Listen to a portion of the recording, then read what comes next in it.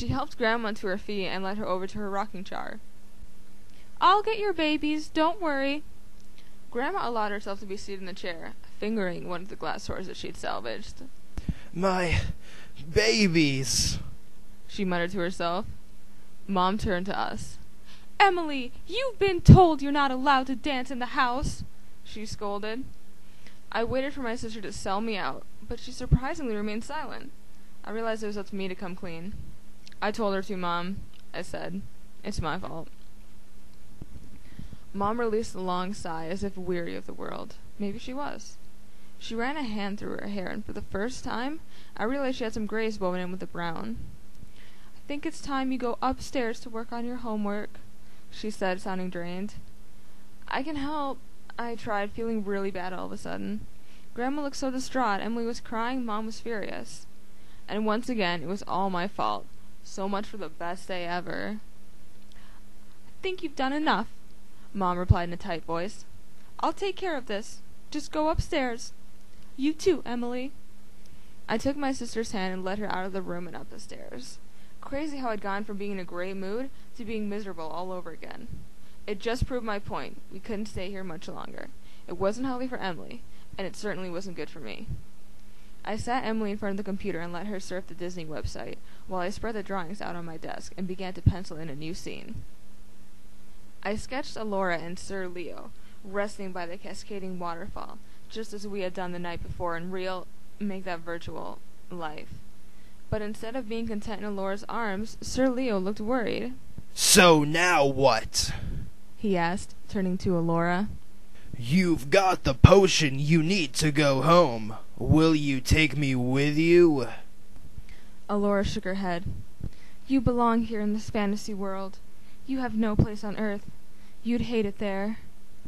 Sir Leo looked crushed. "I wouldn't hate it if you were there. I don't want to lose you. We could make it work between us. It doesn't have to stop here."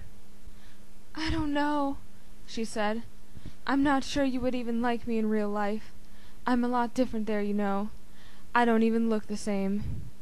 "I don't care if you look like an ugly troll with warts," Sir Leo declared, taking her hand in his. "I love you." I set down my pen and sighed. Obviously, real life was once again popping up in my manga. I guess it was good, in a way. It certainly gave a more emotional feel to the book. At the same time, it was no longer a blissful escape from my day-to-day problems. I wistfully traced my finger along the drawing of Sir Leo. What was he like in real life? I was dying to know. Was it worth the risk meeting him, knowing that a real-life encounter could end our online friendship forever? I glanced over at the computer. Emily had evidently gotten bored and had climbed into my bed and fallen asleep, currently snoring like a trooper. Maybe I'd signed into Fields of Fantasy to see if he was online. I missed him badly and wanted nothing more than to hang out with him and play the game, lose myself in the virtual world for a few hours. But sadly, my dashing knight in shining armor was nowhere to be found. A wave of disappointment washed over me. Where was he? What was he up to? Stuck doing homework? Eating a late dinner with his family? Or was he out and about, hanging out with his friends? Or worse, with another girl? The idea made my stomach twist into a knot. I hadn't really given much thought to the fact that Sir Leo could very well have a girlfriend. Sure, he never mentioned one, but then again, we didn't talk all that much about our personal lives. In fact, I had no reason to believe that he wasn't totally hooking up with some hot, popular chick in real life. A cheerleader, maybe, or the student body president. Some blonde bimbo who didn't understand him at all.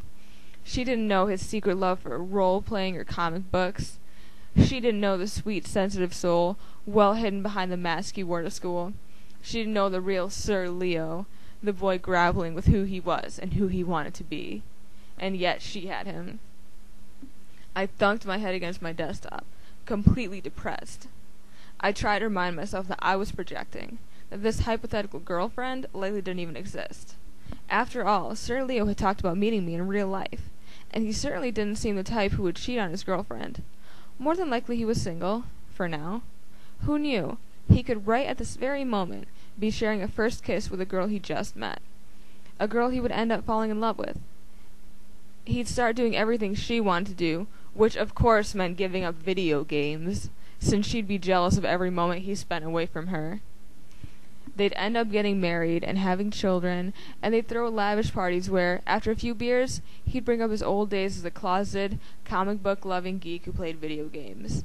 And his friends, stockbrokers and lawyers of course, would all laugh and relentlessly tease him, but all in good fun. And maybe he'd remember, as the subject changed back to sports, the girl he used to play with, the one who sat beside him on a virtual mountaintop, watching the sunset with him as he bared his soul. But of course he wouldn't bring her up, because his wife would get annoyed and grumpy, and he really didn't want to deal with that. So he'd jump into the sports conversation, forget all about Allura all over again. Ugh, I had to stop. I'd drive myself insane, if I wasn't already there. If only I could meet him. I mean, who knew? We could turn out to have nothing in common. No chemistry, no sparks. The bond we shared online could be completely virtual and not hold up in the real world. It would at least break the spell he had over me and help me come to terms with the fact that Sir Leo was just another guy and not someone crazy special with magical powers to melt my heart. The angsty pain of unrequited love would fade, and we could simply remain good friends who like to play video games together. Easier said than done. Forcing it out of my mind, I glanced over at my sister, sound asleep on my bed. She looked like a little blonde cherub, her thumb stuck securely in her mouth. As annoying as she could be at times, she really was a cute kid. And a good sister, too, risking Mom's wrath by not selling me out. Maybe there was hope for her yet. I walked over and sat on the side of the bed, brushing a strand of hair from her face, and leaned down to kiss her on the top of her head. Then I went downstairs to apologize to Grandma.